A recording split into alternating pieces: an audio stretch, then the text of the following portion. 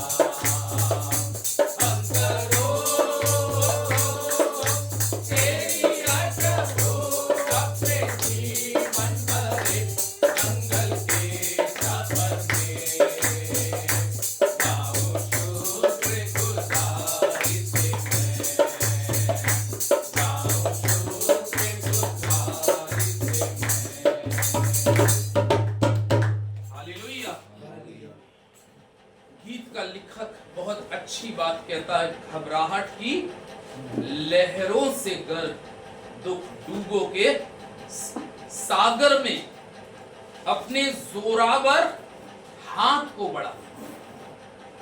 यानी कि इस चीज को अगर हम जाने तो परमेश्वर का हाथ कैसा है? जोरावर, सामर्थी, शक्तिशाली।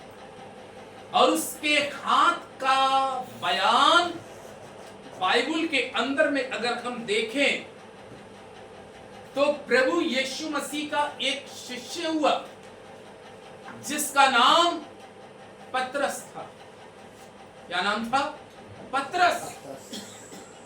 बाइबल कहती है मत्ती 14 में, यदि हम परमेश्वर के पाक और पवित्र कलाम में से देखें, मत्ती की इंजील उसका 14 अध्याय, और 14 अध्याय के अंदर में परमेश्वर का वचन इस प्रकार से कहता है, प्रभु के लोगों, 25 पद से और उसके 30 पद तक मैं आपके सामने पढ़ने जा रहा हूं।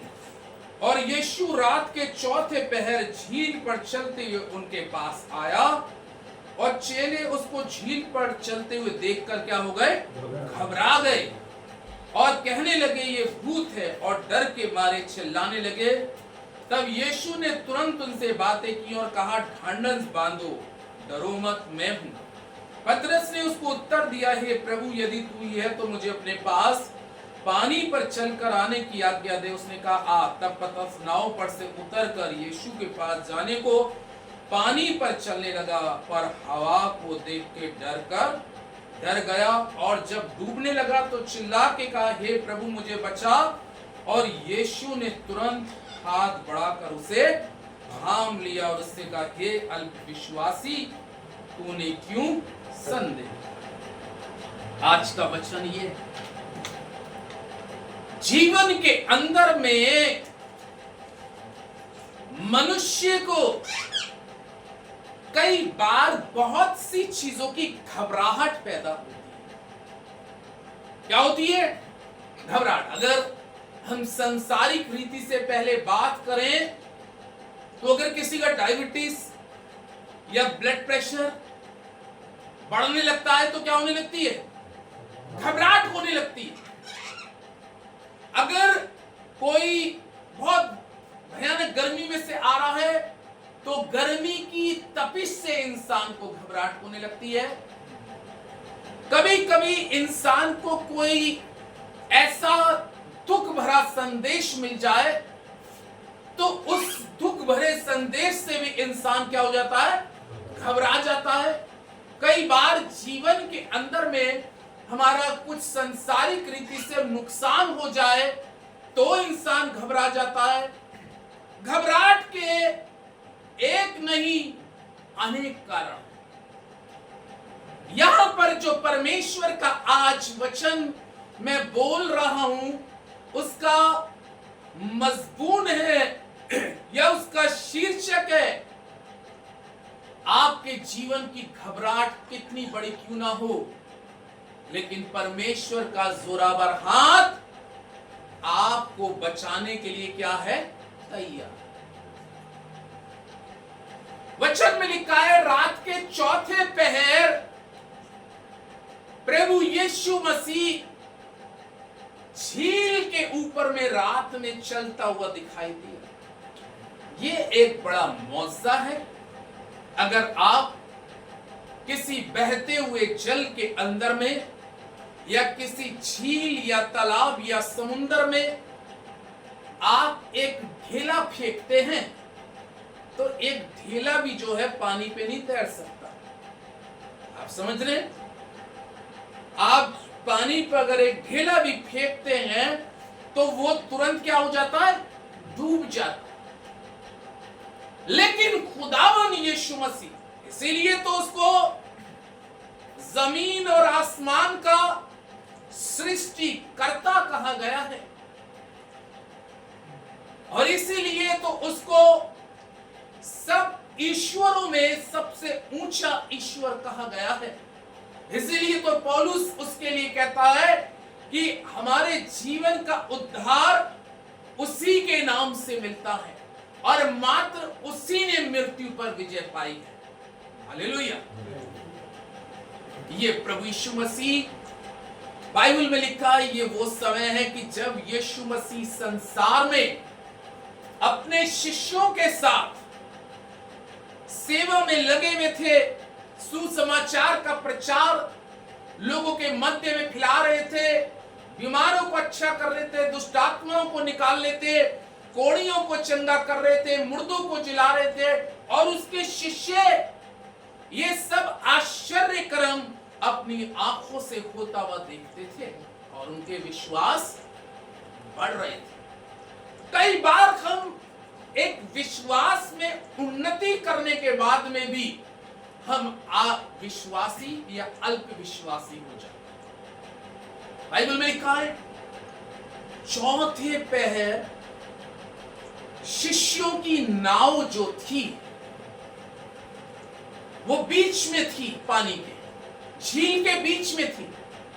उनके साथ उस समय यीशु मसीह नहीं थे, लेकिन बाइबल में भी हमने पढ़ा कि रात के चौथे पहर उन्होंने झील पर दूर से किसी को पानी पर चलता हुआ आते हुए देखा।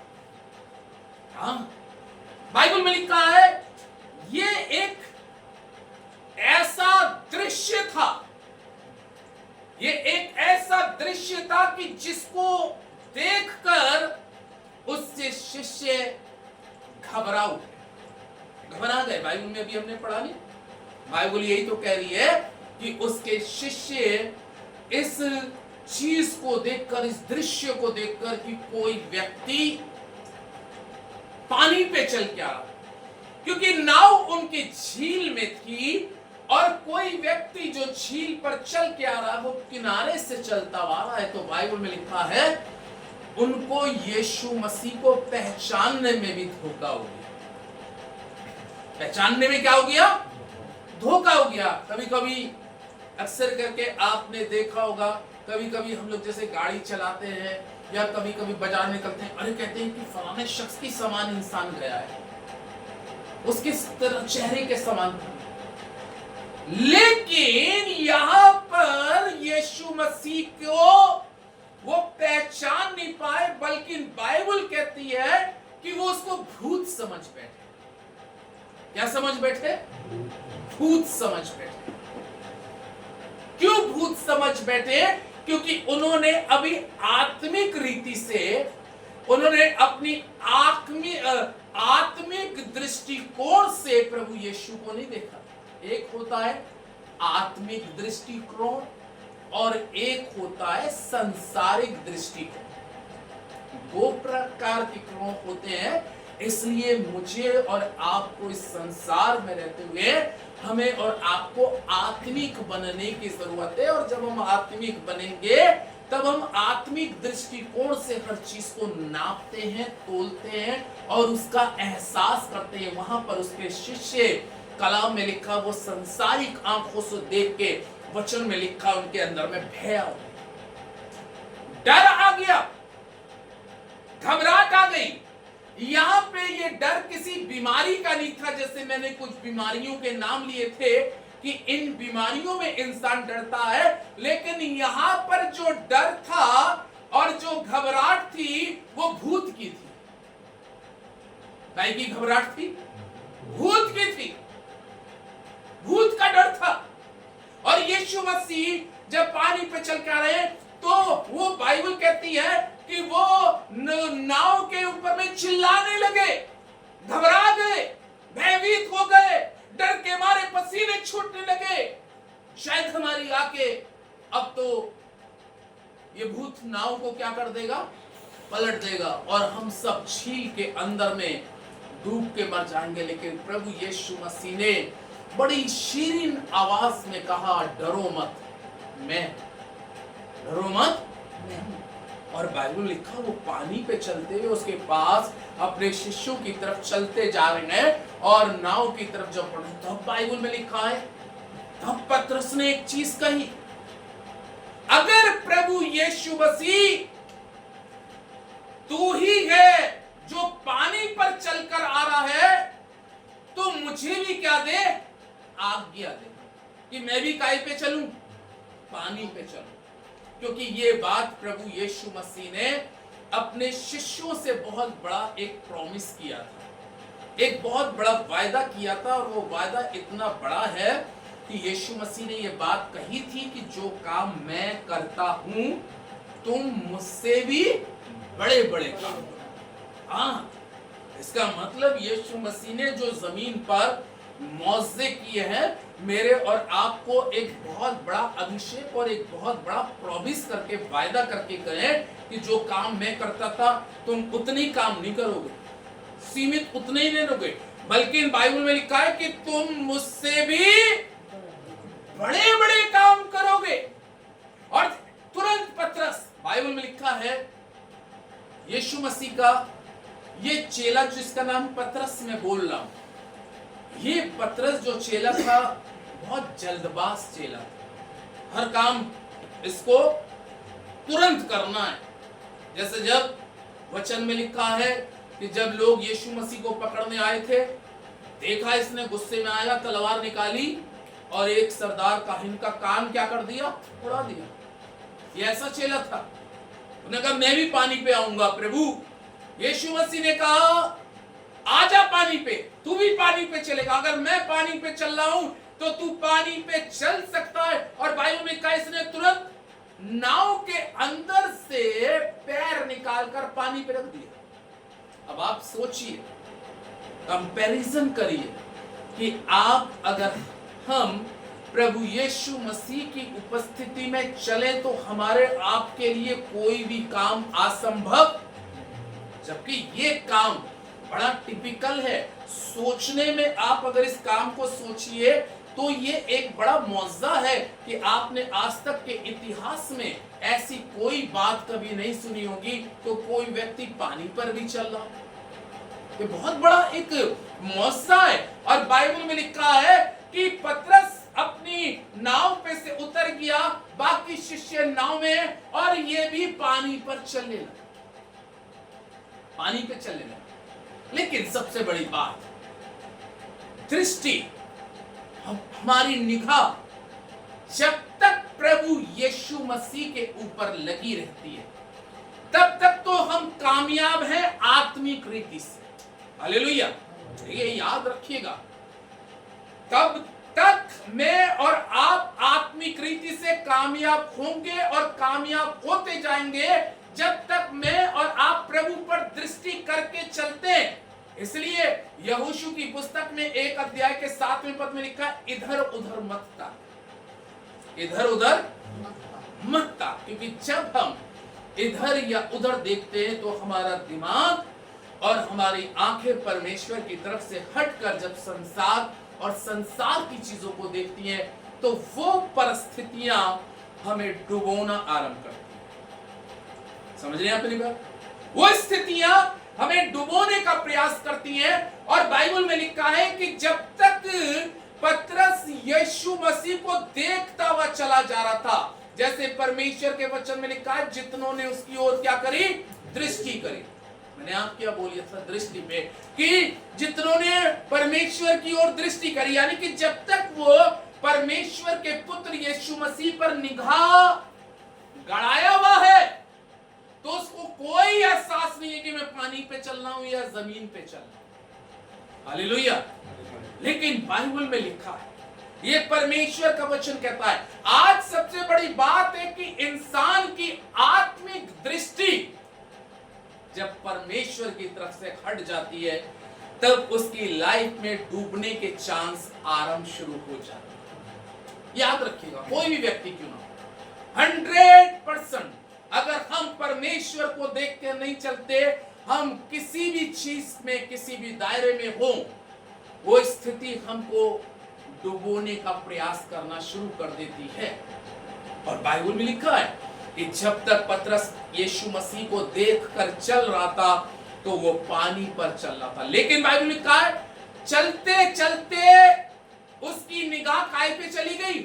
हवा पर। अब वो हवा को देखने लगा, अरे ये हवा इतनी तेज चल रही है, ये लहरें इतनी ऊंची उठ रही है।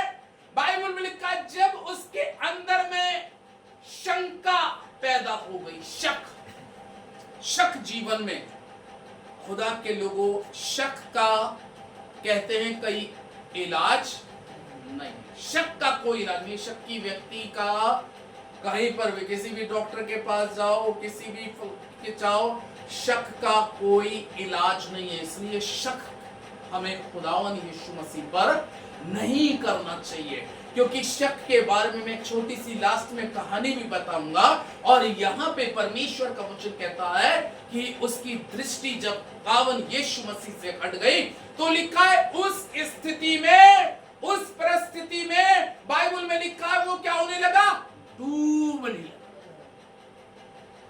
जब हम अपने आत्मिक लेवल को, हमारा आत्मिक लेवल, हमारी प्रार्थना का लेवल, हमारा परमेश्वर के साथ संगति का लेवल जब डाउन होता है, तो हमारी स्थितियां उस डाउन होने के कारण हम डूबने लगते हैं, क्योंकि विश्वास में भी कमी आना शुरू हो जाती है, परमेश्वर के प्रेम में भी कमी आना शुरू हो जाती है, और बहुत सी कमियां शुरू हो जाती है। और बाइबल लिखा है जब वो डूबने लगा, घबराने लगा, घबराहट पैदा होने लगी, अब मैं डूब जाऊंगा। लेकिन परमेश्वर के लोगों, परमेश्वर का पुत्र इसलिए संसार में आया कि डूबे हुए जिंदगी को, जो आधर्म में, जो पाप में, जो बुराई में, जो शंकाओं में, जो शक में और अविश्वास में डूबी है, ऐसी डूबी हुई जिंदगी को खुदावन यीशु अपना जोरावर हाथ बढ़ाकर उनको बाहर निकालने में सक्षम है। हालेलुया।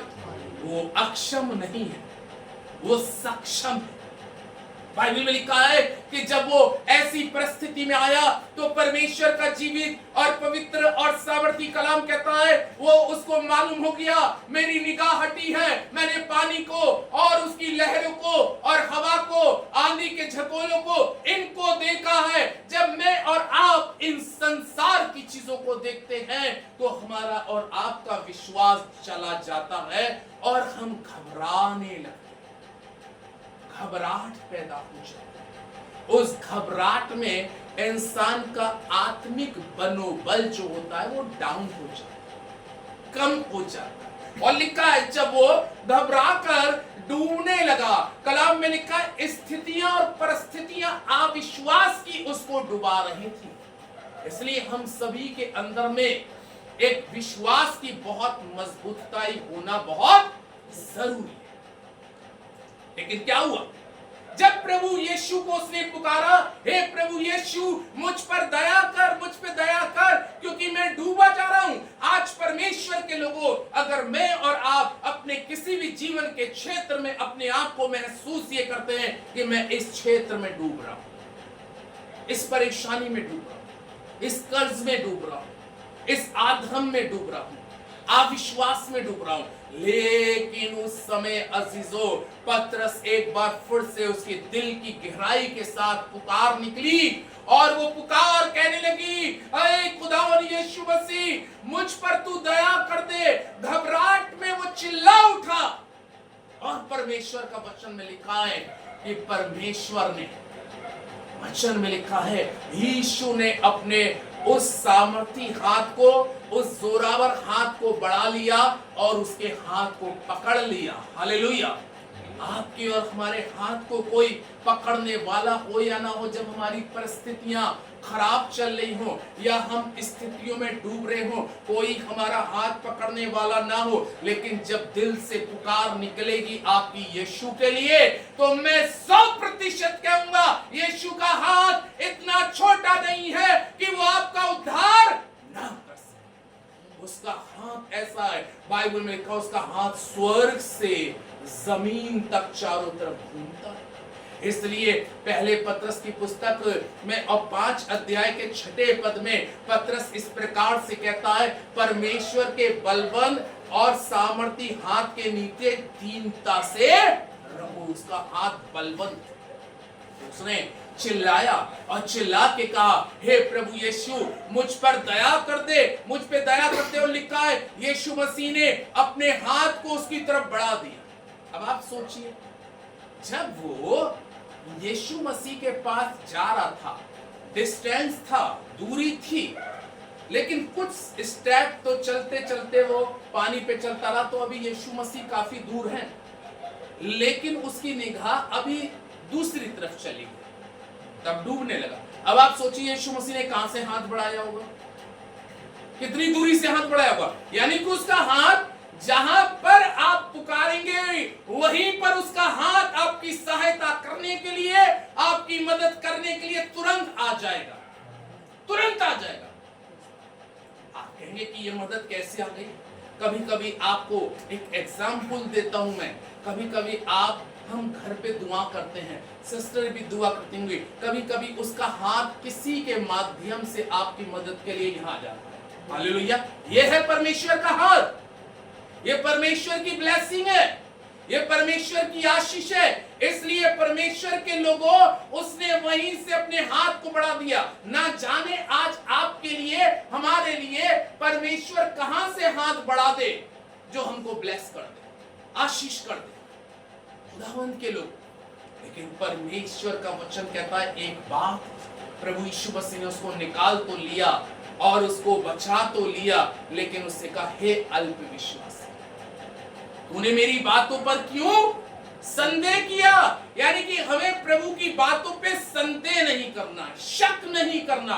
अगर आप शक नहीं करते हुए चलेंगे तो आप पानी पे भी चल सकते हैं, आग में भी रह के जिंदा रह सकते हैं। शद्रक मेशक अबेदनगो आग में चल रहे थे, आग में चल रहे थे, आग उनको छू नहीं पा रही थी। आखिर क्यों? क्योंकि उन्होंने खुदा के ऊपर क्या नहीं किया था, शक नहीं किया। कई बार हम शक और शंकाओं में अपने जीवन में आकर हम अपनी स्थितियों को डुबा देते हैं।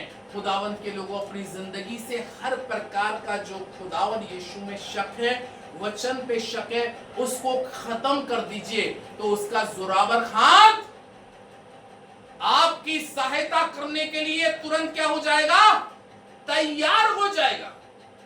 शक के ऊपर में मैं एक छोटी सी कहानी आपको सुनाता हूं।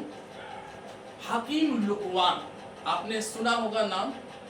हकीम लुकमान जो था, एक ऐसा बुद्धिमान शख्स था कि उसकी बुद्धि के बारे में कहा जाता है कि बहुत ही बुद्धिमान था हकीम लुकमान। और एक बार मलकुल मौत समझते हो, मौत का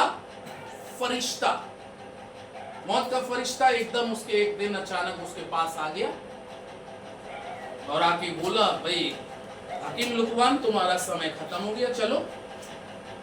तो उसने मौत के फरिश्ते से कहा, ये कोई बात नहीं, आपका कर्तव्य था कि आप अगर मुझे लेने आए थे तो मुझे पहले क्या देते, इंफॉर्मेशन देते।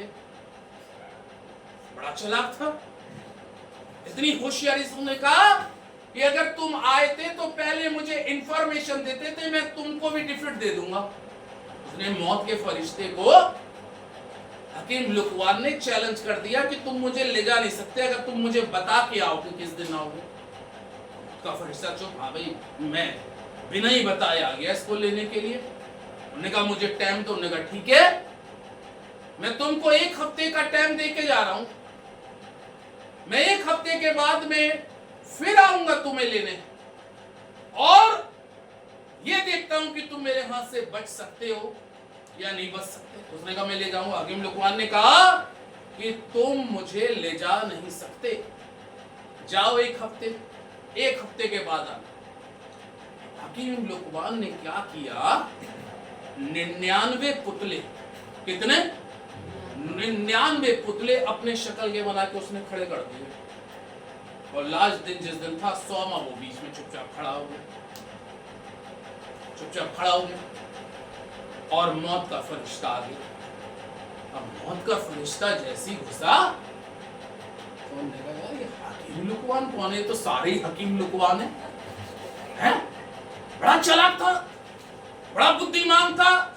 उसने उस रूम के अंदर में जितना बड़ा उसका हॉल था, 99 उसने अपनी शक्ल के, हम शक्ल के पुतले बना के खड़े कर दिए और सबकी एक सी लिवाजें बना के खड़ी कर दी, सब एक ही कपड़ों में, और उसी कपड़ों में वो भी चुपचाप। अब मलकुल मौत आई और उसने ऐसे करके देखा, यार ये तो मुझे डॉस दे गया, ये मुझे दे गया डॉस। तो वो कस के हंसी, ताली बजा के हा हा हा हा। वो चुपचाप देख रहा था और यूं देख रही थी। जब वो हंसी तो उसने क्या बोला, हकीम लुकमान हम तुमको मान गए, वाकई में तुम बुद्धिमान हो, लेकिन एक कमी छोड़ दी तुमने। क्या? एक कमी छोड़ दी। सोई वो उसमें से निकल के आ गया। क्या? तुमने कहा यही तो कमी छोड़ दी कि तुम्हें अपनी उस पे भी क्या रहा, शक। हाँ, एकदम निकल के आ गया। वो क्या रहे कि भाई कमी है, मैंने तो सब कुछ सही बनाया। उन्होंने कहा यही तो कमी थी, पकड़ा हाथ, यही तो कमी थी कि तूने अपनी बात पर भी शक करा और मैंने ऐसा शब्द बोल दिया कि तू मेरी बात पे शक कर गया। तो खुदावंद के लोगों, हमें अपने जीवन से हर प्रकार के शक को बाहर करना बहुत जरूरी है। इस वचन पे आप 100% बिलीव करने वाले अगर हैं तो उसका जोरावर हाथ आपकी मदद करने को, आपको थामने के लिए, आपको डूबती स्थिति से बाहर निकालने के लिए तैयार है। लेकिन कभी भी कलाम पर और इसकी बातों पर कभी शक ना करिए। ये लिखा हुआ कर, मैं हूं सो हूं, जो मैंने कह दिया सो कह दिया। जमीन आसमान टल जाए लेकिन मेरी बातें कभी ना टलेंगी। ये वो वचन है, इसलिए कभी इस पर शक ना करें, क्योंकि उस समय पतरस के जीवन में शक आ गया, तभी तो वो डूब गया। अरे उसको तो ये मालूम था जो मेरे सामने इस समय है, समुंदर को भी इसने बनाया है, पानी को भी इसने एक जगह इकट्ठा किया है। जब ये पानी पे चल रहा है और मुझे चला रहा तो मैं भी चल रहा हूं। मुझे अब डर क्यों, अब मुझे भय क्यों? क्योंकि मेरे सामने तो खुदावंद यीशु मसीह है। लेकिन खुदा के लोगों, फिर भी उसका ध्यान भटक गया। इसलिए हमारे ध्यान में केवल यीशु है तो आपका जीवन के ऊपर में परमेश्वर का बरकत भरा हाथ भी रखा है, उसका ब्लेसिंग भरा हाथ रखा है। सो उसका हाथ आपकी सहायता करने के लिए हमेशा तैयार रहेगा। एक आयत पढ़े, मुझे भी स्मरण आ रही है और बहुत अच्छी आयत अभी याद आई। 119 भजन संहिता को अगर निकाले हम, और यहाँ पे परमेश्वर का वचन में हम देखते हैं, परमेश्वर के लोगों, प्रभु ने एक बहुत अच्छी बात कही। 119 भजन संहिता का 173 पद, 119 भजन संहिता का 173 पद में यहां पर उसके हाथ के बारे में क्या लिखा है कि तेरा हाथ मेरी सहायता करने को तैयार रहता है, क्योंकि मैंने तेरे उपदेशों को अपनाया है। हालेलुया। दाऊद इस पुस्तक में कहता है कि तेरा जोरावर हाथ, तेरा शक्तिशाली हाथ मेरी सहायता करने को क्या रहता है, तैयार। यानी कि परमेश्वर का हाथ ऐसा है जो उसके लोगों के लिए हमेशा तैयार है। हालेलुया। ये बहुत बड़ी बात है। लेकिन दाऊद एक बात जब कहता, कह रहा मैंने तेरे उपदेशों को क्या किया है, अपनाया है। जब हम वचन को अपने जीवन में अपनाते हैं तो हर स्थिति में, हर परिस्थिति में परमेश्वर का हाथ हमारी सहायता करने के लिए, जैसे पतरस को डूबते में उसने हाथ बढ़ा दिया, उसकी सहायता करी, उसी तरीके से हर स्थिति में उसका हाथ हमारी और आपकी सहायता करने के लिए तैयार रहता है, क्योंकि उसका हाथ इतना लंबा है कि पूरे संसार के ऊपर में घूमता है। हालेलुया। कहां से, किस जगह से वो आपकी सहायता करे। लेकिन दाऊद कहता है मैंने तेरे उपदेशों को अपनाया है। यदि आज हम उसके वचन को अपने जीवन में लेके चल रहे हैं तो उसका जोरावर हाथ हमारे साथ में हमेशा रहेगा और हमारी मदद करेगा। खुदा इस वचन पर आशीष दे। आमीन। दुआ करें।